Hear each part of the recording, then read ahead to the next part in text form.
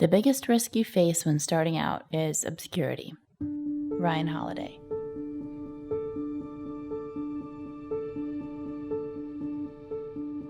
You're boring. Not you in particular, your business is boring. Maybe what you do or make is fascinating, but the way you talk about what you make, your marketing, it's unremarkable.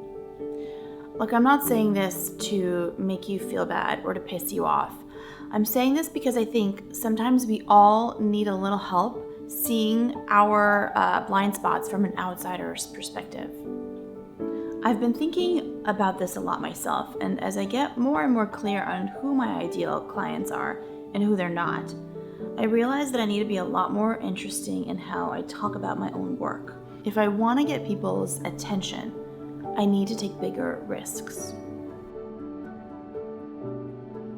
Someone once said that a business has two basic functions: to make things and to sell things.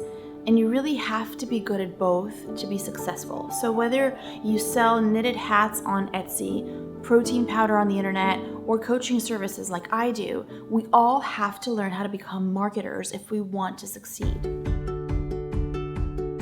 Marketing is this big and scary word, and it's taken me a long time to figure out what exactly it means and why some marketing is successful and why some isn't. But it has been helpful for me to divide all of marketing into these two essential categories. There's marketing that you have to pay people to look at, paid to show it through Facebook ads, paid to get it into people's mailboxes. And then there's marketing that spreads all by itself because it is just that remarkable.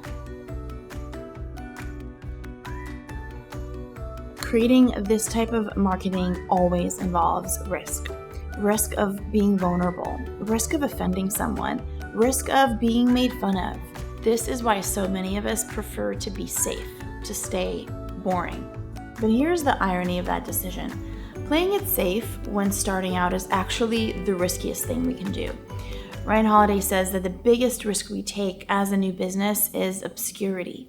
And playing it safe, being boring, pretty much guarantees that obscurity. And so the thing that we think is the safest thing is actually the biggest threat to our new business. Look, I'm not saying that we need to sensationalize our messaging or do something that really feels wrong deep down in our gut. We don't need to offend anybody to get attention. What I'm saying is that I think there's a better path to creating meaningful messages, and I think it starts with a deep dose of empathy and it ends with a lot of creativity. People don't want a quarter-inch drill bit. What they want is a quarter-inch hole. Harvard Business School professor Theodore Levitt. Seth Godin, in his recent book, This is Marketing, actually talks about this and says that's just the beginning. Nobody really wants a quarter-inch hole in their wall. What they want is the shelf that's going to go on that wall. Actually, what they want is not even the shelf itself, but how they'll feel when everything is uncluttered and organized on that shelf. But wait, what they really want is the peace of mind that comes from knowing that their bedroom isn't a mess and that it feels safe, clean, and respectable. Bingo. People don't want to buy a quarter-inch drill bit. They want to feel safe and respectable.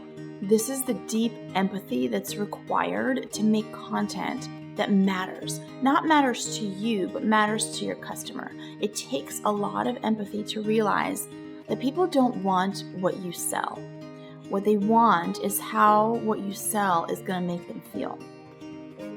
And this is what I'm coming to realize in my own business, is that people rarely are seeking brand strategy services. What they want is more customers in their business. They want a brand that's respected and that's maybe a little bit cool. The answer to all these things does lie in a better brand strategy, but my client doesn't really know that. Just like people who want to feel safe and respected in their bedroom don't know that it starts with a quarter-inch drill bit. So if you sell lawnmowers, don't talk about how well they cut grass. Talk about the pride people will feel when they have the most beautiful lawn in their neighborhood. If you sell suitcases, don't talk about what they're made from. Talk about the wonder and joy of travel, the anticipation before a long-awaited vacation. Get creative, find unexpected angles, interesting phrases, your own unique photography style. Don't be afraid to be bold, different, and maybe even slightly controversial. How can we all be pushing ourselves to use deeper empathy and then radical creativity to make content that is really worth sharing?